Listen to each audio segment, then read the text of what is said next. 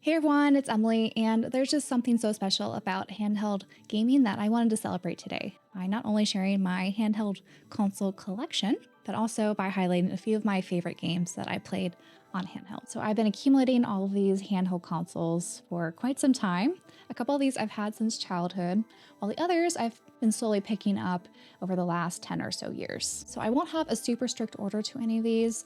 I'm going to, I think, start with my earliest console and kind of work my way up, which is loosely in chronological order, but there was a period of gaming that I kind of missed out on. So a couple of the older consoles I've picked up more recently. My first ever gaming console happened to be this particular Game Boy Color in atomic purple. And you can see that there are plenty of scratches here, and I am missing the back cover for the batteries. Someday I'll have to find a replacement. Now I have considered modding this Game Boy Color so that it would have a backlit screen and it's something a bit more playable. But I think just for historic purposes, I kind of want to keep this Game Boy Color as is, as just a residual of, how I really wore down my consoles back when I was a kid, because I would take this everywhere. I went on so many different road trips with my parents, and I would just always find kind of ways to bring this Game Boy Color along with me. And as a child, of course, we weren't as conscious about keeping our things pristine. And I think there's just a certain charm to keeping some of these relics as is, even if I may not play on this again, because I have some alternatives to play my Game Boy Color games. So when it comes to Game Boy Color games, I was one of those kids who would trade in my games to GameStop so I could play new games. So unfortunately, most of my childhood copies of my Game Boy games kind of disappeared that way. But I have slowly been on a mission to buy back some of my favorites from this era, and ones that I remember fondly as a child, and also games I never got around to as a child or knew about in any respect. But when it comes to Game Boy Color, I have 4 games currently. So I, of course, had to pick up my Pokemon games that were definitely, I think, the most played on my Game Boy Color back in the day. My first ever one, I think, was Pokemon Silver, which I think still remains my favorite Game Boy Color game to date. I just sunk in so many hours, and I loved how expansive this game was and just so many things you could do. And because of my love for Silver, I ended up going backwards and getting the Game Boy version of Pokemon Yellow. So I had a lot of fun with this, and it was cute to have Pikachu follow you around. Prior to playing Yellow, I was really just amazed to see the Kanto region in its original form before the kind of post-game that you have in Gold and Silver. And this is also the era that I was introduced to the Legend of Zelda games. So some of my favorites were the Oracle, Ages and Seasons games.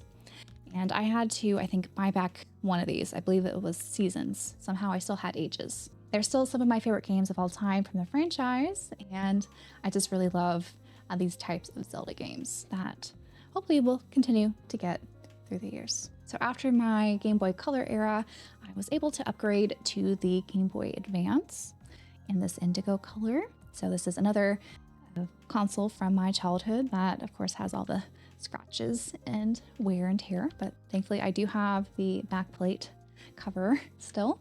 So this was the only Game Boy Advance model I owned. It would have been cool to have the backlit Game Boy Advance SP. Maybe one of these days I'll buy one of those, but for nostalgic purposes, I'm really glad that I still held on to my Game Boy Advance here. And when it comes to the games, my favorite game of all time was played on the Game Boy Advance. That was the Legend of Zelda: A Link to the Past, and so this was the port version, and it includes also the Four Swords little game.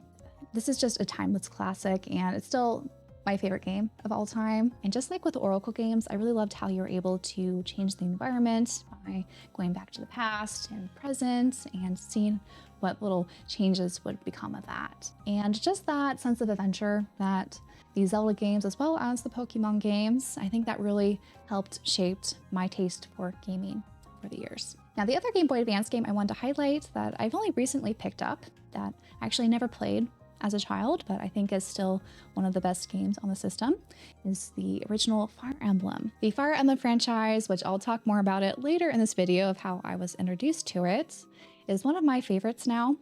And it was kind of my first introduction to tactical strategy RPGs.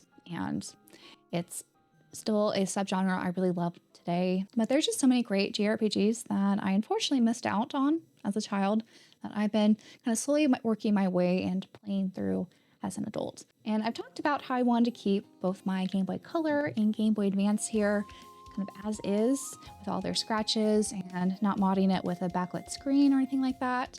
And the reason for that is because I have another way to play these Game Boy Advance games, and that is on this analog pocket that I picked up a couple of years ago. And this just is the same shape as my original Game Boy Color, so I kind of love it for that. And there's just so many perks of playing on this over the OG systems with how you recharge it with a Type-C cable, the backlit screen, how you can also easily put ROMs on here, and this is a hardware emulation, so it's a little better than some of those flash carts you could get. Now, is this a very expensive way to play Game Boy and Game Boy Advance games? Yes, absolutely. There are so many alternatives that are much cheaper to play this huge catalog of games, so you definitely don't have to go out and buy this. I kind of bought this as a FOMO purchase, and while I'm really happy with it, it wasn't something that I absolutely needed. So don't feel like you have to spend a lot of money to play this library of games, because there are, again, so many other alternatives that may suit you better. So after my Game Boy Advance experience, I transitioned more into home console gaming with the PS2, as well as a little bit of the 360 and PC gaming, especially with MMOs and other kind of online games. But I had quite a long break of gaming around college, and so it wasn't until the 3DS came out that I kind of got back into gaming. And that was thanks to the Link Between Worlds game came out. And having kind of heard all the buzz that A Link to the Past was getting a sequel, and how they were doing some really innovative things where you can submerge Link into the walls and traverse that way, it just sounded like such a cool experience, and I wanted to get back into gaming. And this 3DS XL served me very well, and it's still one of my treasured consoles I still own today. So over the years, I picked up 2 other 3DS family consoles, the first being this new 3DS XL.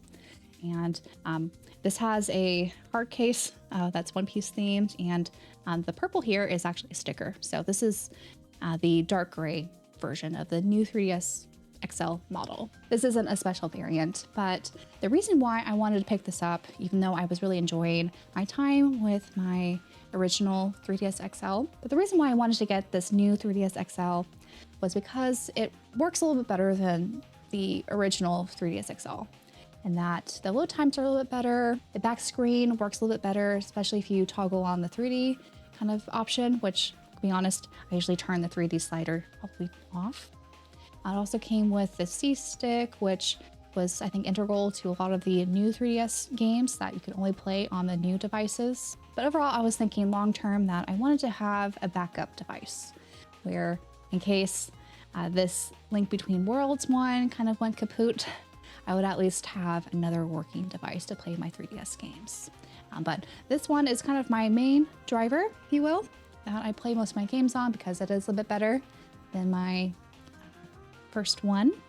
And this is kind of more of a shelf piece, but again, it's kind of a backup in case something happens with my new 3DS version. Now, this last 3DS family console that I bought wasn't for the intended purpose of playing physical games, but more as a way to kind of experiment with the homebrew or the hacking scene on the 3DS. And that's why I picked up this Japanese variant of the new 2DS LL or XL. And I wanted to get this in white and lavender because I just thought this was a really nice color combination. And I will say that the build quality is a little bit flimsy compared to these XL 3DS versions, but the main difference between this and why it's a little bit cheaper than the regular new 3DS XL is it has no 3D capability, which, as I mentioned before, I tend to slide that 3D slider all the way off. So that wasn't too big of a deal for me, and it's just nice to have another option to play 3DS games. So I highlighted one of the prominent games of my 3DS collection that I love playing, A Link Between Worlds. So I wanted to highlight two other really important 3DS games for me on the system, with Fire Emblem being, again, the game changer for me to get me into strategy RPGs. And I wanted to, in particular, mention Echoes because this happens to be my favorite Fire Emblem game.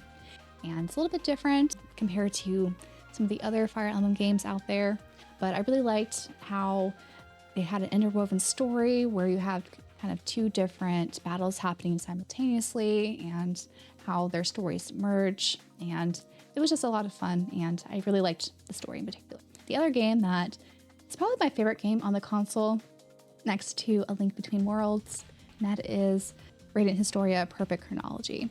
Now, this is a remake from the DS game, which was just titled Radiant Historia, which is also a great game, but they had so many great improvements on the game on the 3DS version. And they added voice acting, new character portraits, which is a little bit controversial. I think both are great, both the DS version and 3DS version. And they also added a ton of new content in here with a kind of a third timeline, if you will, because this game does involve time travel, which is something that I love. And the battle system was just so fun with kind of the grid and combo maxing systems that they had. Just something so innovative that I would love to see more of. So that was it for the 3DS, which is still a very important gaming console for me today. But I wanted to transition now to the PS Vita. And the first ever PS Vita I got was this Glacier White Slim version. So I got this back in 2018 when the PS Vita was a little bit defunct. There wasn't a lot of support for it. And at that time, I wasn't able to find games at all or find a cheap way to get the proprietary memory card. So I actually modded or soft modded this to play certain games. But I really loved the PS Vita. I think it's one of the more comfortable handhelds you can bring with you traveling. I really love using it, especially for visual novels, where you can tap on the screen to progress the text. And there's a lot of great JRPGs in particular. A lot of the games that were once exclusive to the PS Vita kind of no longer are, because a lot of them migrated to the Switch, which in some respects is great because I am very much pro accessibility, but it does kind of leave me a little sad that the PS Vita, while it's a great handheld and I think ahead of its time, a lot of people don't really see much of a reason to buy it outside of maybe soft modding it now. But there are, again, great games on it, and I actually ended up purchasing the black OLED model as a way to actually play my games physically.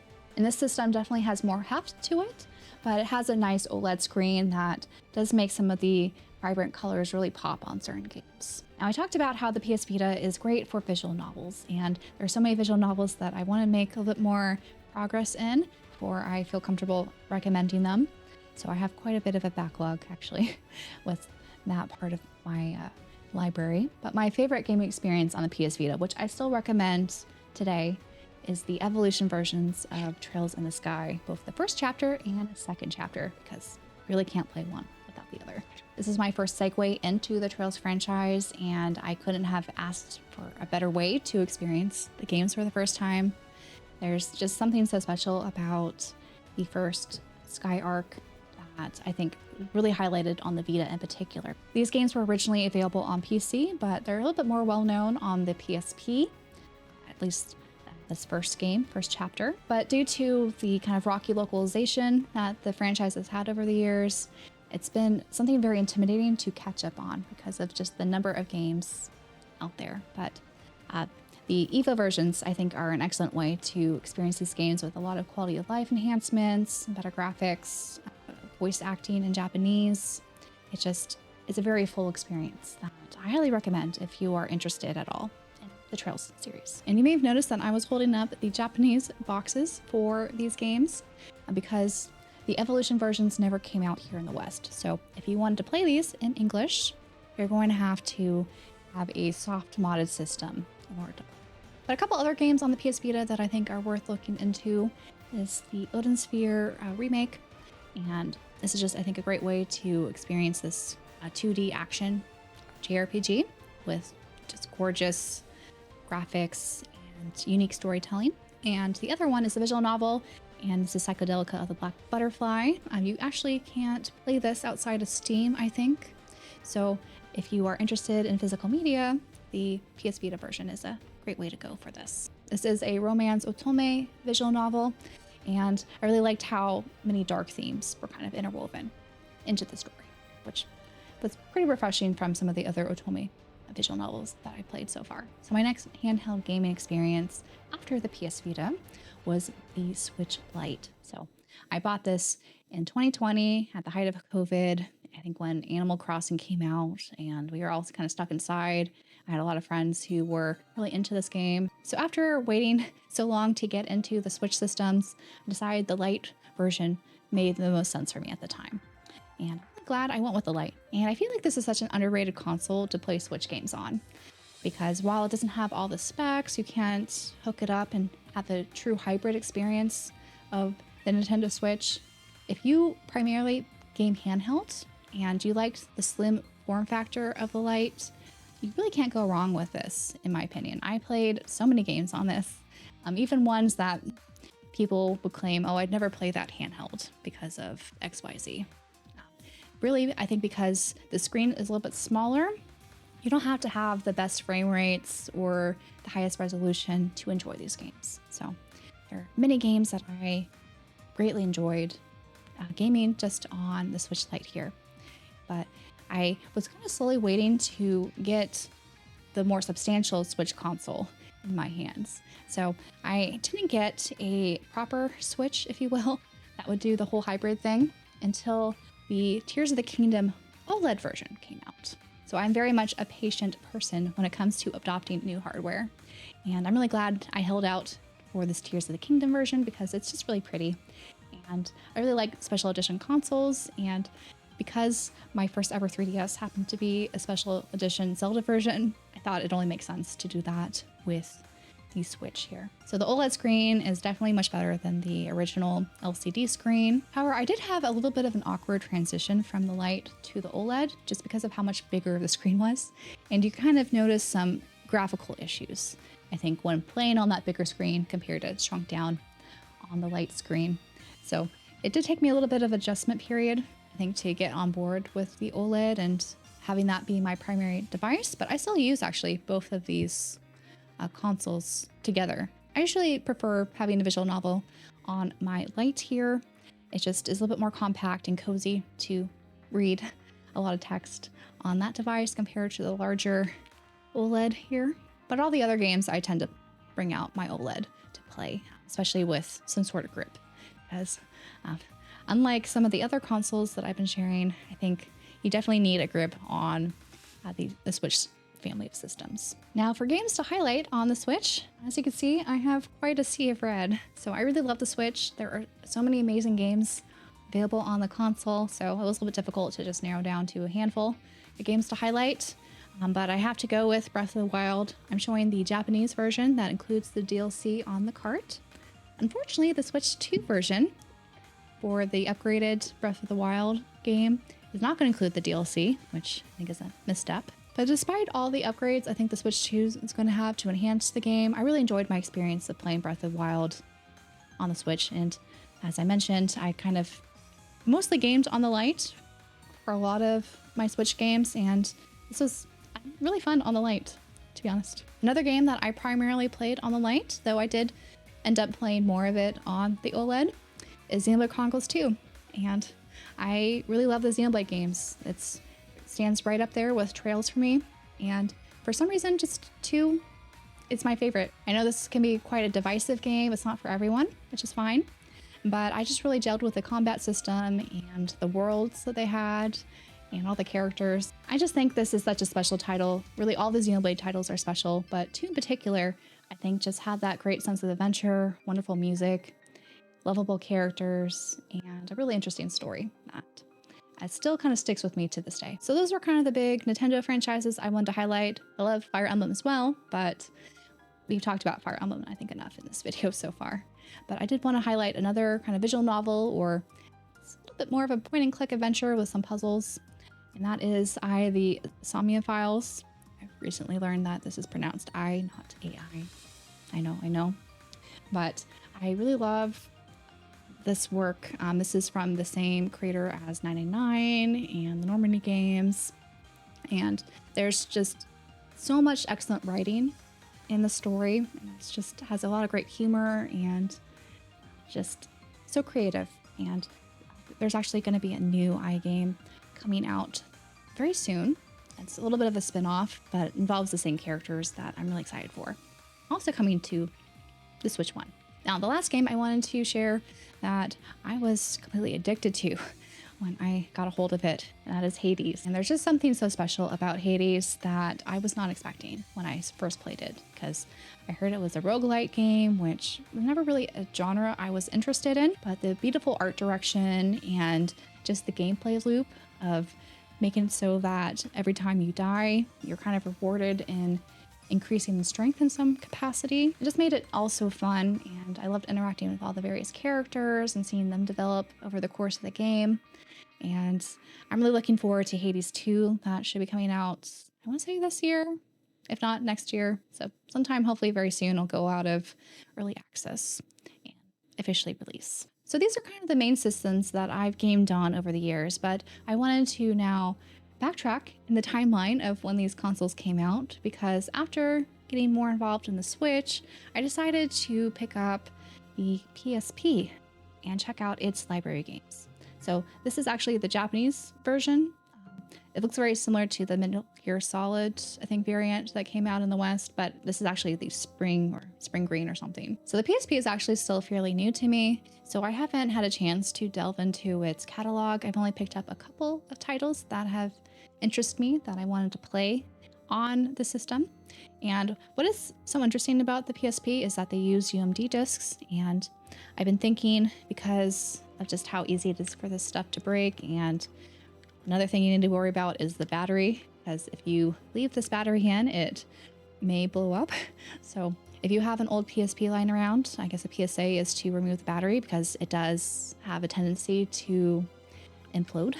So you don't want that to happen. Outside of that, I think the PSP is another great system that you're able to mod, and it just has such a nice form factor and way to play the unique library of games offered on the PSP. But yeah, this is a great system if you want to mod and not worry too much about the components of the PSP breaking. It's just, again, a great form factor. I love the green color here, and it has a nice screen that I was a little bit envious of people who had PSPs back in the day, I won't lie. So it's nice to have one officially. And because I haven't had a chance to really play much of the catalog of games on a PSP yet, I'm just going to share what my small or modest collection looks like right now of games I want to check out. So first one is Valkyria Chronicles 2. This is a real-time strategy or tactical based game from Sega.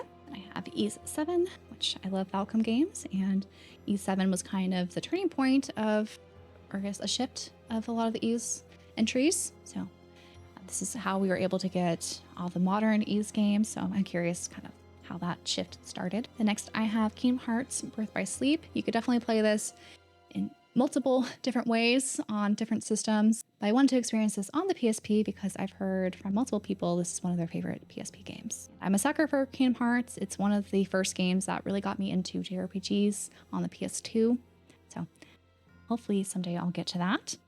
And then I also have the Japanese version of Final Fantasy III. I got this before the Pixel remasters came out, because this was apparently the definitive way to play Final Fantasy III on handheld. I think they added different cutscenes and like renderings of the characters and some other quality of life enhancements.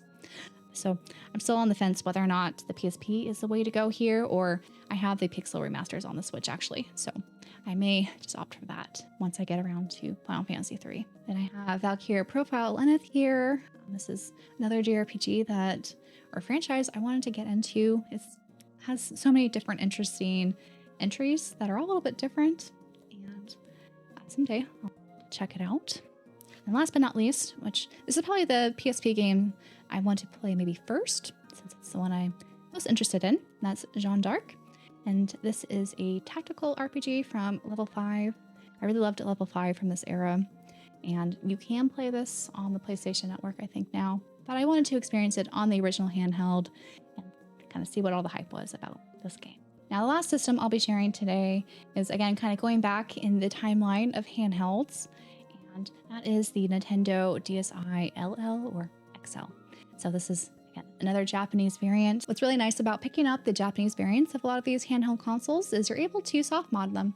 I didn't mention, but my PSP Slim here, the Glacier White, was also a Japanese model. So most of these Japanese models that I have are all region free. The only one that's not is the new 2DS LL I have, which again, kind of modding it to make it so it's not region locked is the way to go.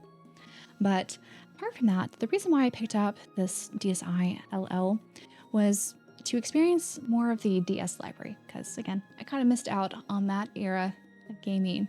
And while I can play DS games on my 3DS, I kind of just wanted to experience what the DS was like back in the day. And I hear that this is kind of the best screen overall. And there's just something about inserting some of the DS games into the 3DS. It kind of has a weird resolution or size. I know there's a way to kind of change it with some hot buttons. It would have some sort of weird border from my understanding that I would find distracting. So that's kind of why I decided to experiment with this burgundy color DSi XL. And like the PSP, I haven't had too much of a chance to dive that deeply into the DS library, but I have managed to play a couple I wanted to highlight.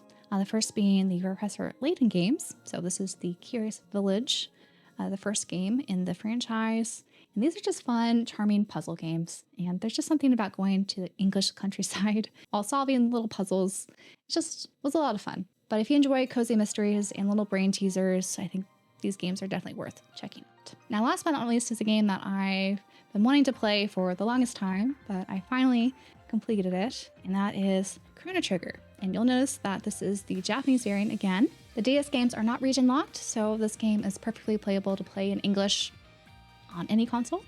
So it's definitely, I think, a great way to experience Chrono Trigger, which is one of the best JRPGs ever made. This is such a special game, and I totally understand why it's a lot of people's favorite game of all time. It's definitely one of my favorite JRPGs that I've experienced that hasn't really aged. So these are all of the handheld gaming consoles and games I wanted to highlight in this video. So I hope you guys enjoyed this one, and let me know what your favorite handheld gaming console is of all time and what some of your favorite gaming experiences have been on it. Until my next video, bye guys.